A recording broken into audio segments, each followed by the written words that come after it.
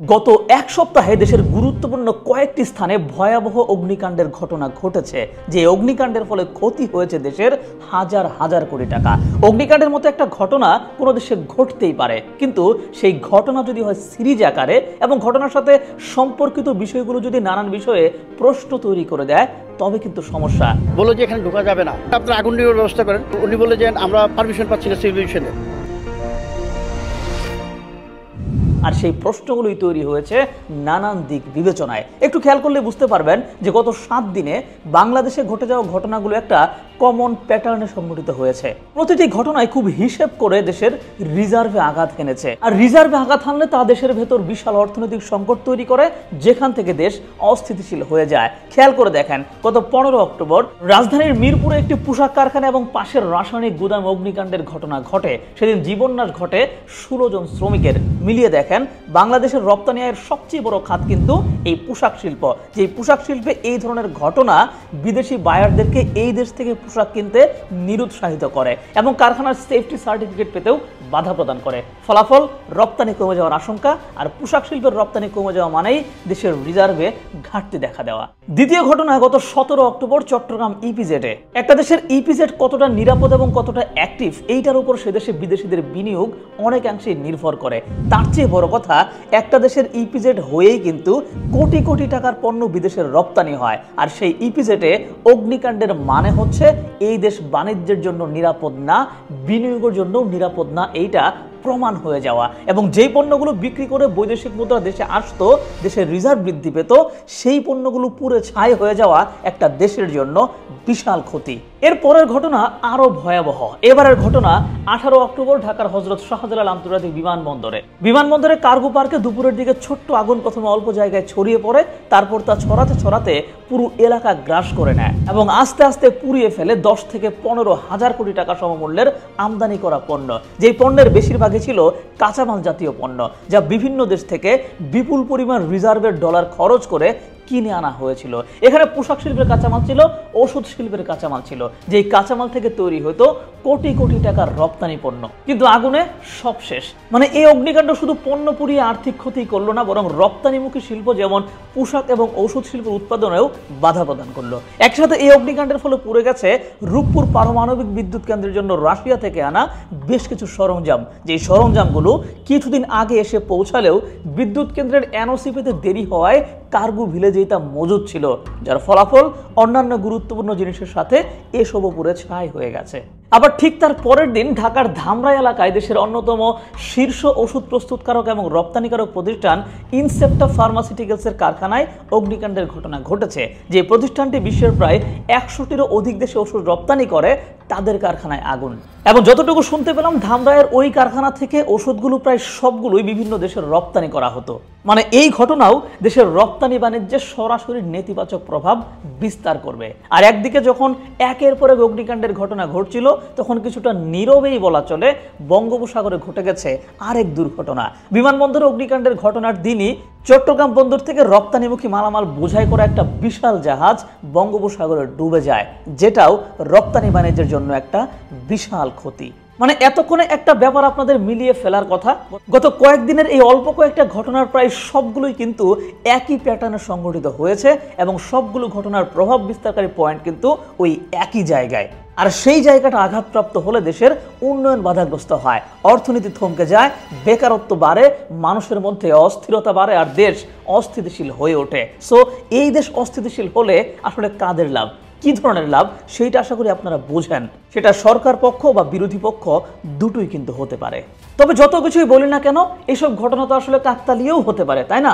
হ্যাঁ, হতেই পারে। তবে বিমানবন্দরের ঘটনার কিছু অস্বাভাবিক বিষয় এখানে উল্লেখ করব, যেটা দেখে আপনিও ভাবতে বাধ্য হবেন, তাহলে সত্যিই কি এর পিছনে কেউ ছিল? দেখেন, বিমানবন্দর একটা দেশের কেপিআই স্থাপনা, মানে এই স্থাপনার সক্ষমতা এবং নিরাপত্তা বিশ্বের বুকে আপনার দেশের ইমেজ বিল্ড আপ করে। অনেকে বিমানবন্দরকে দেশের ড্রয়িং রুমও বলে থাকেন। তো এই কেপিআই তথা খুব গুরুত্বপূর্ণ স্থাপনার নিজস্ব অগ্নি নির্বাপক ব্যবস্থাও থাকে। আপনারা যারা বিমানে যাতায়াত করেছেন তারা জানেন, যখনই একটা বিমান ল্যান্ড করে তখন তার পাশে গিয়ে কিন্তু একটা ফায়ার সার্ভিসের গাড়ি গিয়ে থামে। তার মানে বিমানবন্দরে যদি ছোটখাটো কোনো অগ্নিকাণ্ডের ঘটনা ঘটেও যায়, তা একদম শুরুর মুহূর্তেই শেষ করে দেওয়ার মতো সক্ষমতা বিমানবন্দরের থাকে। বাংলাদেশের প্রধান বিমানবন্দরেরও সেটা ছিল। শুধু এইটুকুই ছিল না, আমাদের এই বিমানবন্দর কার্গো নিরাপত্তায় মানে আমদানি এবং রপ্তানির মালামাল নিরাপত্তায় যুক্তরাজ্যের ডিএফটি নামক প্রতিষ্ঠানের পক্ষ থেকে গত এক সপ্তাহ আগে এক বিশেষ স্বীকৃতি পেয়েছিল, যেখানে কার্গোর নিরাপত্তার ইস্যুতে ওই প্রতিষ্ঠান 100-তে 100 নম্বর দেয় শাহজালাল আন্তর্জাতিক বিমানবন্দরকে। আর সেই সাথে এই একই স্বীকৃতি অর্জন করেছিল সিলেটের উসমানী বিমানবন্দরও। এখন অনেকেই হয়তো ভাবতেছেন এইটা আবার কিসের স্বীকৃতি? এই স্বীকৃতির গুরুত্ব কোনো অংশেই কিন্তু কম না। একটা সময় বাংলাদেশ তার নিজস্ব বিমানবন্দর থেকে ইউরোপের নানান দেশে বিভিন্ন মালামাল রপ্তানি করতে পারতো না। বিশেষ করে 2016 সালে কার্গো স্ক্রিনিং সংক্রান্ত ত্রুটির কারণে যুক্তরাজ্য এবং ইউরোপীয় ইউনিয়ন বাংলাদেশের বিমানবন্দর থেকে তাদের দেশে পণ্য রপ্তানি করতে নিষেধাজ্ঞা আরোপ করে। মানে আমাদের বিমানবন্দরে যে স্ক্রিনিং ছিল সেইটা দিয়ে ঠিকঠাক মালামাল পরীক্ষা করা যাইতো না, ফলে অনেকেই ভেজাল পণ্য রপ্তানি করে দিত, অরিজিনাল মালের মধ্যে ডুপ্লিকেট জিনিস ঢুকায় দিত। ফলে বাংলাদেশের বন্দর থেকে কিছু রপ্তানি হলে এইটার অরিজিনালিটি এবং চেকিংকে বিশ্বাস করতো না ইউরোপের দেশগুলো। এর ফলে গুরুত্বপূর্ণ পণ্য রপ্তানির জন্য বাংলাদেশের কোম্পানিগুলোকে ভারত সহ অন্যান্য দেশের বিমানবন্দর ব্যবহার করতে হয়েছে। কিন্তু এই জায়গা থেকে ধীরে ধীরে উন্নতি করে বাংলাদেশ। বিশেষ করে কিছুদিন আগে যখন ভারত তার দেশের বিমানবন্দর ব্যবহার করে বাংলাদেশের মালামাল বিদেশে পাঠানোর সুযোগটা বন্ধ করে দেয়, মানে ট্রান্সশিপমেন্ট বন্ধ করে দেয়, তারপরেই সরকার দেশের বিমানবন্দরগুলোর কার্গো নিরাপত্তা ক্যাপাসিটি বৃদ্ধি করতে থাকে এবং একটা পর্যায়ে আন্তর্জাতিক স্বীকৃতি অর্জন করে। এই স্বীকৃতির মানে হচ্ছে বিশ্বের যে কোনো দেশে নির্বিঘ্নে পণ্য রপ্তানি করা যাবে আমাদের নিজস্ব বিমানবন্দর থেকেই। আশেপাশের কোনো দেশ যদি তাদের দেশে কার্গো নিরাপত্তা নিষেধাজ্ঞা পেয়ে থাকে, তারাও বাংলাদেশের বিমানবন্দর ব্যবহার করে পণ্য রপ্তানি করতে পারবে। মানে এইটা একটা চমৎকার বিষয় কিন্তু ছিল। আর এমন একটা বিমানবন্দরেই ভয়াবহ অগ্নিকাণ্ড, যেটা অনেকেই সোজাভাবে সন্দেহ ছাড়া বিশ্বাস করতে নারাজ, আমিও নারাজ। আর এর সাথে যুক্ত হয় কিছু প্রত্যক্ষদর্শীর বয়ান। অনেকের মতো যখন আগুনটা লাগে তার অল্প সময়ের মধ্যেই 8 নং গেটের সামনে ফায়ার সার্ভিসের গাড়ি এসে উপস্থিত হয়। আর আগুন যেখানে লেগেছিল তার সবচেয়ে কাছাকাছি ছিল এই 8 নং গেট, কিন্তু গেট তালাবদ্ধ ছিল। নিয়মের দোহাই দিয়ে সেই গেট তখন খোলা হয়নি। যেখানে ভেতরে আগুনে সব পুড়ে যাচ্ছে, সেখানে গেট বন্ধ রাখার নিয়ম কিভাবে কাজ করে আমার জানা নেই। ওখানে উপস্থিত অনেক ব্যক্তি বলছিলেন যে ভেতরে আগুনে সব পুড়ে যাচ্ছে, এরপরেও বাইরে থেকে আসা ফায়ার সার্ভিস বাহিনীকে ভেতরে ঢুকতে দিয়েছে প্রায় 30 থেকে 40 মিনিট দাঁড় করিয়ে রাখার পরে। আর ততক্ষণে মূল জায়গাগুলোতে আগুন পৌঁছে গিয়েছে। আগুন লাগছে, আগুন নিভেতে আসছে, সেখানে ফায়ার সার্ভিসের গাড়ি ঢুকাবার জন্য কেন পারমিশন লাগবে? 30 বা 40 মিনিট পরে ঢোকার কারণে কার্গো অনেক বেশি পুড়ে গেছে। মানে একদিকে বিমানবন্দরের নিজস্ব অগ্নি নির্বাপক ব্যবস্থা ঠিকঠাক কাজ করেনি, আর অন্যদিকে বাইরে থেকে কাউকে ঢুকতে দেওয়া হয়নি। যদি এটা সত্যি হয় তবে প্রশ্ন, কেন এমন করা হলো? এখানে কি ভিন্ন কোনো গোষ্ঠী এসে এমন কিছু করেছে, নাকি সরকার বা প্রশাসন নিজে থেকেই এমনটা হতে দিয়েছে? যদি তাই হয় তবে এই ধ্বংসলীলা থেকে সরকারের লাভটা কি? নির্বাচন পেছানো, নাকি অস্থির অবস্থা জারি রেখে ক্ষমতা লম্বা করা, নাকি ভিন্ন কারো ইন্ধনে এবং প্রভাবেই এমনটা হয়েছে যাতে করে দেশের স্থিতিশীলতা নষ্ট হয়ে যায়? দেখেন, এই মুহূর্তে দেশের যে অবস্থা তাতে স্থিতিশীলতা নষ্ট করলে দুইটা পক্ষের লাভ। এক, ক্ষমতায় থাকা সরকার যারা নির্বাচন আয়োজনের পূর্বে দেশের বিশৃঙ্খল পরিস্থিতি দেখিয়ে নির্বাচন পিছিয়ে দেওয়ার কথা ভাবতে পারে। দুই, পতিত শক্তি যারা ক্ষমতা থেকে বিতাড়িত হয়েছে তারা দেশের অস্থিতিশীলতা দেখিয়ে প্রমাণ করার চেষ্টা করতে পারে যে আগে আমাদের সময় দেশ ঠিকঠাক ছিল, সো আমাদেরকে ফিরিয়ে আনো। আর এই ব্যাপারটার একটা ক্লাসিক এক্সাম্পল হচ্ছে ফ্রেঞ্চ রেভলিউশন পরবর্তী 1790 থেকে 1796 সাল পর্যন্ত সময়কার ফ্রান্স। সে সময় পতিত রাজশক্তির পক্ষের নানান মহল এবং বিদেশি শক্তিগুলো ফ্রান্সে নানান কৌশলে এমন অস্থিরতা তৈরি করেছিল যা ফ্রান্সের মানুষের জনজীবনকে অতিষ্ঠ করে তুলেছিল। এমন অবস্থা দাঁড়িয়ে গিয়েছিল যে যে কোনো সময় বিদেশি রাজশক্তির আক্রমণে ফ্রান্সে আবারও রাজতন্ত্র চালু হয়ে যাবে এমন মনে হচ্ছিল।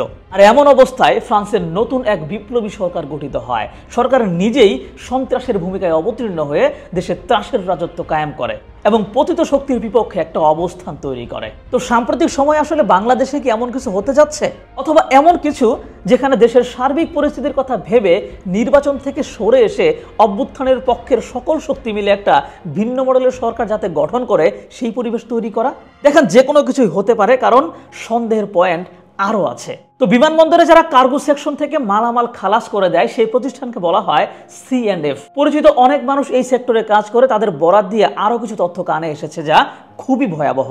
আগুন লাগার পরে কয়েক ঘন্টার মধ্যে সেখানে প্রায় হাজার হাজার মানুষ জমা হয়ে যায়, যেখানে C&F এর লোকজনও ছিল।